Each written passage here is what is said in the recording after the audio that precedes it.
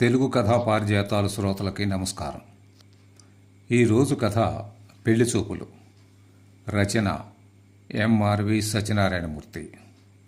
ఈ కథ 30/7/2004 నేటి నిజం దినపత్రికలో ప్రచురితమయ్యింది. పఠనం ఎంఆర్వి సత్యనారాయణమూర్తి. ఒరే జగ్గు, రేపే నీకు పెళ్లి చూపులు కదా, లీవుకు అప్లై చేశావా? కొలీగు కొండలరావు పలకరింపుకి ఉలిక్కిపడ్డాడు జోగారావు. అరే, నేను పెళ్లి చూపులకు వెళ్ళాలని నీకెలా తెలుసు? ఓ సారీ, నీ ఉత్తరం నీకు ఇంకా ఇవ్వలేదు కదూ అంటూ జేబులోంచి ఓ లెటర్ తీసి జోగారావుకి ఇచ్చాడు కొండలరావు. అది చూసి కోపం వచ్చింది జోగారావుకి. ఒరే, నువ్వు మనిషివేరా? పరాయి వాళ్ళ ఉత్తరాలు చదవకూడదని తెలియదురా అడిగాడు జోగారావు. కూల్ డౌన్ జగ్గు, నేను నీకు పరాయి వాడనేట్రా? నీ రూములో ఉంటున్నాను, నీ టూత్పేస్ట్ వాడుకుంటున్నాను, నీ పౌడర్ రాసుకుంటున్నాను, ప్రస్తుతం నిన్ను వేసుకున్న ఈ షర్టు కూడా నీదేగా. నన్ను నీ ఆత్మీయుడిగా భావించినందుకేగా నన్ను ఎంతో గారంగా చూసుకుంటున్నావు. ఇందాక మన పోస్ట్ మ్యాన్ సత్యనారాయణ కనిపిస్తే నీ లెటర్ ఇచ్చాడు. ఏదో ఒకటి చదువుతూ టీ తాగడం నాకు అలవాటని నీకు తెలుసు కదా. అందుకే క్యాంటీన్లో టీ తాగుతూ మీ నాన్న నీకు రాసిన ఉత్తరాన్ని స్వపర భేదం లేకుండా చదివేశాను. ఒరే జగ్గు, మీ నాన్న చేతివ్రాత మాత్రం అద్భుతం రా. మా నాన్న చేతివ్రాతని తర్వాత తీరుబడిగా మెచ్చుకొని మురిసిపోదువు గాని ముందు క్యాంటీన్కి వెళ్ళి మాట్లాడుకుందాం పద అంటూ మిత్రుని తీసుకుని క్యాంటీన్కి వెళ్ళాడు జోగారావు. ఒక మూలగా ఉన్న టేబుల్ వద్దకు వెళ్ళి కూర్చున్నారిద్దరు. 2 టీ అని జోగారావు చెప్పగానే 2 బోండా విత్ అల్లం చట్నీ అని సర్వర్కి పురమాయించాడు కొండలరావు. ఆశ్చర్యపోయాడు జోగారావు. ఒరే, ఇందాకేక భోజనం చేసావు, ఇంత క్రితమే టీ తాగానన్నావు, ఇప్పుడు బోండా ప్లస్ టీ? హోర్ని, నీది కడుపా కండవల్లి మడుగా అన్నాడు జోగారావు. ఒరే జగ్గు, చదువుకునే రోజుల్లోనే నా జఠరాగ్ని చాలా బాగుండేదిరా. మా మెస్వాడు నన్ను శరమనే చూడగానే భయపడిపోయేవాడు. ఎందుకని? వాడిని చంపుతామని బెదిరించారా మీరు అడిగాడు జోగారావు. సిల్లి, ఈటింగ్కే కానీ ఫైటింగ్లు మా ఒంటికి పడవు కదా. బకెట్ సాంబారు అన్నం తినగలవా అని సురేష్ ఓ రోజు పందెం కడితే ఓఎస్ అని లాగించేసి వాడి దగ్గర 200 కొట్టేశాను. మెస్వాడు మళ్ళీ సాంబార్ తయారు చేసుకుని స్టూడెంట్స్కి భోజనం పెట్టవలసి వచ్చింది. అలాగా, మరి శర్మను చూసి ఎందుకు భయపడేవాడు అడిగాడు జోగారావు. నా సత్తా తెలిసిపోయింది కదా. సన్నగా దమ్మలా ఉండేవాడు మా శర్మ. ఈసారి వాడితో పందెం కాశాడు సురేష్. 3 తవ్వల అన్నం, కూరలు, మంచినీళ్ళు అడగకుండా తినాలని. భలే భలే, ఏం జరిగింది? శర్మ ఓడిపోయాడా ఆతృతగా అడిగాడు జోగారావు. లేదు, పందెం భేషుగ్గా నెగ్గి 300 పట్టుకెళ్ళిపోయాడు శర్మ. తర్వాత కూరలు వండి స్టూడెంట్స్కి పెట్టాడు మెస్సవాడు అన్నాడు కొండలరావు.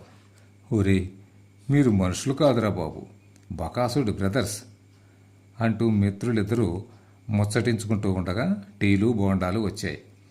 జోగారావు ఉత్తరం తీసి చదవడం ప్రారంభించాడు. చిరంజీవి జోగారావుని మీ నాన్న ఆశీర్వదించి రాయినది. మీ ఊరికి దగ్గరగానే భీమలాపురం అనే గ్రామం ఉంది. అక్కడి నుంచి నీకు ఒక సంబంధం వచ్చింది. అమ్మాయి ఎంఎస్సి కంప్యూటర్ చేసి హైదరాబాదులో ఒక ప్రైవేట్ ఫరంలో పనిచేస్తోందిట. వాళ్ళ బంధువుల అమ్మాయి పెళ్లికని ఇంటికి వచ్చిందిట. మన శాస్త్రులు గారు చెప్పారు. నువ్వు అడ్డదిడ్డమైన ప్రశ్నలు వేసి వాళ్ళని కన్ఫ్యూజ్ చేశాను అనుకుని నువ్వు కన్ఫ్యూజ్ అయిపోయి వెంకటేశంలా మొహం వేళ్లాడేసుకుని తిరిగి రాకు. మీ అమ్మకు కొద్దిగా నలతగా ఉండడం వల్ల మేము రాలేకపోతున్నాం. నీ స్నేహితుడు కొండలరావా బండలరావా ఎవడో ఉన్నాడు కదా, వాడిని తీసుకుని వెళ్ళు. పిల్లలు నచ్చితే నేను మీ అమ్మ వచ్చి చూస్తాం. ఇట్లు మీ నాన్న కోదండరామయ్య.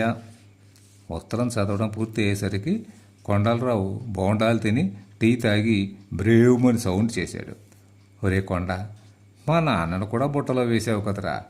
సరే, రేపు అక్కడికి మనం ఎలా వెళ్ళాలి అడిగాడు జోగారావు. ఒరేనా బుజ్జి కన్నా, నేను ఆ ఊరు గురించి వాకప్ చేశాను. పాలకొల్లు వెళ్ళి బస్సు ఎక్కితే వల్లూరు దగ్గర దిగి లోపలికి వెళ్ళాలి. లేదా మార్టీర్ సెంటర్లో దిగి కోడేరు బస్సు ఎక్కి ఏటిగట్టమ్మట నడుచుకుంటూ వెళ్ళాలి. అందుకే మన శివని స్కూటర్ అడిగాను, ఇస్తానన్నాడు. వచ్చాక వాడికి మనం పార్టీ ఇవ్వాలి చెప్పాడు కొండలరావు. వాడికి మనం పార్టీ ఎందుకు? మనకు స్కూటర్ ఇచ్చినందుకు. ఏ లేదా చెప్పు, లెఫ్ట్ రైట్ కొట్టుకుంటూ వెళ్ళిపోదాం అన్నాడు కొండలరావు. అమ్మో వద్దురా బాబు, అలాగేలే, శివకు పార్టీ ఇద్దాం అని బిల్లు చెల్లించడానికి 50 రూపాయల నోటు తీశాడు జోగారావు. కొత్త పెళ్లి కొడుకు కదరా, చిల్లర నీకెందుకురా అని కౌంటర్ దగ్గర 40 రూపాయలు తీసుకుని జేబులో వేసుకున్నాడు కొండలరావు. అతనితో మళ్ళీ ఏదైనా అంటే రేపు తనకి హ్యాండ్ ఇచ్చేస్తాడని కిక్కురు మనకుండా ఉన్నాడు జోగారావు. భీమలాపురంలో జానకిరామయ్య మేస్టార్ ఇల్లు మిత్రులిద్దరికీ తేలిగ్గానే దొరికింది. సంప్రదాయ సిద్ధమైన మండువాలోగుల ఇల్లు. గుమ్మాలకు ఎంబ్రాయిడరీ చేసిన కర్టెన్లు అందంగా వేలాడుతున్నాయి. మాస్టారు మిత్రులిద్దరినీ సాదరంగా ఆహ్వానించి పక్కన ఉన్న వారిని వారికి పరిచయం చేశాడు. వీరు శ్రీహరి గారని అభ్యుదయ రైతు, సోషల్ వర్కరు. ఈమె శైలజ గారు, శ్రీహరి గారి భార్య, స్రవంతి మహిళా మండలి కార్యదర్శి. ఊళ్ళో ఎవరికి ఏ సహాయం కావాల్సి వచ్చినా శైలజ గారిని అడుగుతారు చెప్పారు మేస్టారు. మిత్రులిద్దరూ శ్రీహరి శైలజకు నమస్కరించారు. శైలజ వాళ్ళిద్దరికీ టిఫిన్లు పెట్టింది. కొండలరావు 4 స్వీట్లు 4 బజ్జీలు లాగించేస్తే జోగారావు మాత్రం 1 స్వీటు 1 బజ్జీ మాత్రమే తీసుకుని టిఫిన్ అయిందనిపించాడు. కాఫీలు అయ్యాక శైలజ అమ్మాయిని తీసుకొచ్చింది. కొండలరావు మిత్రుడి తరపున పెద్ద మనిషిలా ఆ అమ్మాయిని ప్రశ్నించాడు. మీ పేరు? అపర్ణ. ఎంతవరకు చదువుకున్నారు? ఎంఎస్సి కంప్యూటర్ చేశానండి. ఈ మధ్యనే జావా కూడా నేర్చుకుంది బాబు. తను కల్పించుకుని ఏదో ఒకటి మాట్లాడానని అపర్ణ తల్లి సీతమ్మ గారు చెప్పడంతో జోగారావు తన వాల్యుబుల్ మెటాలిక్ వాయిస్ని వారికి వినిపించే భాగ్యం కల్పించాలన్న మహత్తర ఉద్దేశంతో ముందుకు వాలి, నేను ఈ మధ్యనే హీరో హోండా నేర్చుకున్నానండి అన్నాడు. జయలలిత ముఖ్యమంత్రి పదవికి రాజీనామా చేసి రాజకీయాల నుంచి నిష్క్రమించిందన్న వార్త విన్నవారిలా మాన్పడిపోయారు అందరూ. వెంటనే కొండలరావు జోగారావు కాలు తొక్కాడు, ఎక్కువ మాట్లాడకన్నట్లు. అయినా అందరూ తన మాటలు శ్రద్ధగా ప్రెసిడెంట్ ఆఫ్ ఇండియా పార్లమెంట్ స్పీచ్లా వింటున్నారని భావించిన జోగారావు మరోసారి మెడని ఎక్కించి, మేడం, మీరు హైదరాబాద్లో ఎక్కడ ఉంటున్నారు అని అడిగాడు. ఏఎస్ రావు నగర్లో నెమ్మదిగా చెప్పింది అపర్ణ. ఓహో అలాగా, మా ఫ్రెండ్ ఆ పక్కనే వెంగళరావు నగర్లో ఉండేవాడు. నేను ఒకసారి వచ్చాను అక్కడికి అన్నాడు జోగారావు.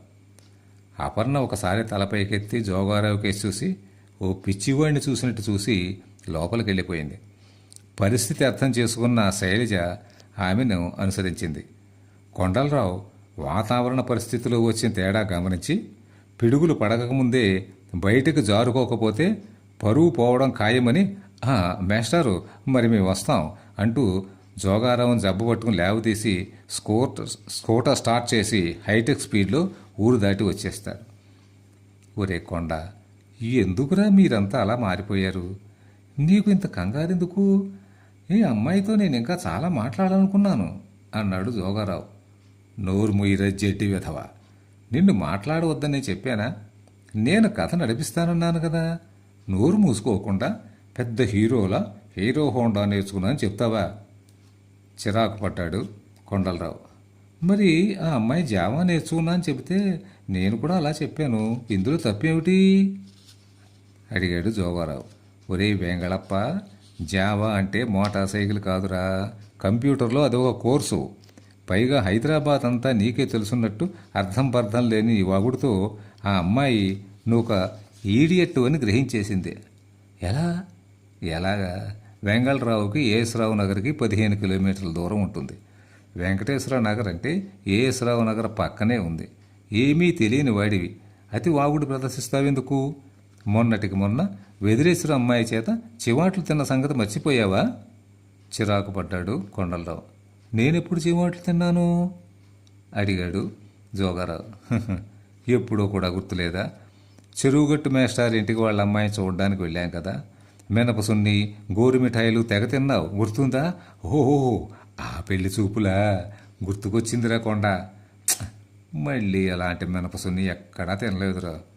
ఊరి తిండిపోతా. మినపసున్ని గుర్తుంది కానీ ఆ అమ్మాయి మొహం వాచేటట్లు పెట్టిన చివాట్లు గుర్తు రాలేదా? ఆ అమ్మాయి ఇంటర్మీడియట్ చదివానని చెప్పగానే ఇంగ్లీష్ పేపర్ తెప్పించి ఆ అమ్మాయి చేత చదివించావు. ఆ తర్వాత ఏమైందో మర్చిపోయావా అడిగాడు కొండలరావు. ఏమైంది? నన్ను కూడా పేపర్ చదవమంది, అంతే కదా తేలిగ్గా అన్నాడు జోగారావు. నీ చేత పేపర్ చదివించి ఇంగ్లీష్ గ్రామర్ చెప్పమని అడిగి active passive voice direct indirect speech తెలియని నువ్వు పీజీ ఎట్లా పేసావా అని 4 జాడించి వదిలిపెట్టింది గుర్తుకొచ్చిందా అడిగాడు కొండలరావు. ఓ, గ్రామర్ గాయత్రి గురించాను మాట్లాడేది, వదిలేయరా తేలిగ్గా అన్నాడు జోగారావు. ఏమిటి వదిలేది? నేను చెప్పినట్లు వినకపోవడం వల్లనే ఇటువంటి పరిస్థితులు ఎదురవుతున్నాయి. ఏదో చిన్ననాటి స్నేహితుడు కదా అని నిన్ను ఇంటివాడిని చేయాలని నేను చూస్తుంటే నువ్వేమో నీ అఖండ మేధా సంపత్తి ప్రదర్శించాలన్న ఉబలాటంతో అవాకులు చెవాకులు వాగి మమ్మల్ని అభాసుపాలు చేస్తున్నావు చిరాగ్గా అన్నాడు కొండలరావు. జనరల్ నాలెడ్జి ఉందో లేదో అని అడుగుతున్నాను కానీ వెంటనే ఏమిట్రా జనరల్ నాలెడ్జా? ఆ రాజమండ్రి రమణిని చూడడానికి వెళ్ళినప్పుడు ఏం ఘోరించావు? ఈ స్వీట్ మా అమ్మాయి చేసిందని వాళ్ళు చెప్పగానే దేనితో ఈ స్వీట్ తయారు చేశారు, టైం ఎంత పట్టింది, మైసూరు పాకు వచ్చా, పాకుడు ఉండలు చేయడం వచ్చా అని తలతెక్క ప్రశ్నలు వేయగానే నువ్వు తిండిపోతు రాయడం అని గ్రహించి రేపు పెళ్ళైతే అమ్మాయికి ఒంటిల్లే స్వర్గం మోక్షం అవుతుందని నిన్ను చీకొట్టారు. కాకినాడ కామాక్షిని చూడడానికి వెళ్ళినప్పుడు ఆ అమ్మాయికి కుట్లు అల్లికలు పెయింటింగు అన్నీ వచ్చినట్టే ఒక చీర ఎంబ్రాయిడరీకి ఎన్ని రోజులు పడుతుంది, పెయింట్లు ఎక్కడ కొంటారు, నెలకు ఎంత సంపాదిస్తారు, మీ సంపాదన పోస్టాఫీసులో వేశారా, బ్యాంకులో వేశారా, ప్రస్తుతం మీ పేరు మీద ఎంత నిల్వ ఉందని ప్రశ్నించగానే హడలిపోయి నీ సంబంధం వదులుకుని పారిపోయారు. ఎలారా బాబు నీతో వేగేది బాధగా అన్నాడు కొండలరావు. ఈలోగా మార్టేరు రాగానే సెంటర్లో మోటార్ సైకిల్ ఆపి టీలు తాగారు ఇద్దరు. ఒరే జగ్గు, నాకు ఒక ఆలోచన వచ్చిందిరా. ఇంతమంది పిల్లల్ని చూడటం వలన నకిలీ స్టాంపుల కేసుల నీ వాచాలత్వం ఉభయ గోదావరి జిల్లాలో బాగా పాకిపోయి నీకు సమీప భవిష్యత్తులో మంచి సంబంధాలు రావు. హాయిగా చిన్నప్పటి నుంచి నిన్ను అభిమానిస్తున్న మీ మేనమావ గారు అమ్మాయిని చేసుకోరాదు సలహా ఇచ్చాడు కొండలరావు. ఎవరిని? ఆ సుబ్బలక్ష్మినా ఆశ్చర్యంగా అడిగాడు జోగారావు. ఏ, మీ సుబ్బలక్ష్మికి ఏం తక్కువరా?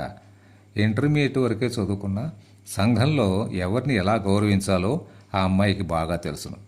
పైగా నువ్వంటే అమ్మాయికి పంచప్రాణాలును. చూడు, మనకి రంభ లాంటి భార్య కావాలనుకుంటే ఆ రంభ కూడా నలకోబడు లాంటి భర్త కావాలనుకోవడం సహజమే కదా.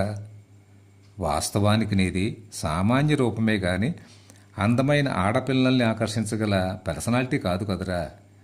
ఏదో గవర్నమెంట్ జాబ్ ఉందన్న అర్హతతో నిన్ను ఆడపిల్లల తల్లిదండ్రులు మన్నిస్తున్నారు. కానీ లేకపోతే ఏమిటి, 35 సంవత్సరాలు ఒంటిన పడ్డ నువ్వు ఇకనైనా ఈ పెళ్లి చూపుల నాటకానికి తెరదించి సుబ్బలక్ష్మిని చేసుకుని గౌతమి గోదావరిలో సాఫీగా సాగే నావల నీ జీవనయాత్ర సాగించడమే మేలనిపిస్తోంది అన్నాడు కొండలరావు. బుద్ధుడికి రావు చెట్టు కింద జ్ఞానోదయమైనట్టు టీ కొట్టు దగ్గర జగ్గారావుకి జ్ఞానోదయమైంది. నువ్వు చెప్పిందే బాగుందిరా కొండ. దూరపు కొండలు నునుకొని ఎంతకాలానికి కానీ తెలుసుకోలేకపోయాను. పాపం సుబ్బలక్ష్మిని ఎంతో బాధ పెట్టాను. రేపే ముహూర్తాలు పెట్టించమని మా మావయ్యకి చెప్తాను ఆనందంగా అన్నాడు జోగారావు. వెరీ గుడ్, ఇన్నాళ్లకు నువ్వు నాకు నచ్చావురా అంటూ స్కూటర్ స్టార్ట్ చేసి జోగారావుని ఎక్కించుకుని తణుకు వైపు ప్రయాణమయ్యాడు కొండలరావు. మిత్రుడు వెనకాల కూర్చున్న జోగారావు తాను సుబ్బలక్ష్మి చిన్నప్పుడు తాతయ్య గారి మామిడి తోటలో కలిసిమెలిసి తిరిగిన మధురానుభూతుల్ని గుర్తుకు చేసుకుంటూ ప్రణయ ఊహల్లో విహరించసాగాడు. కథ సమాప్తం.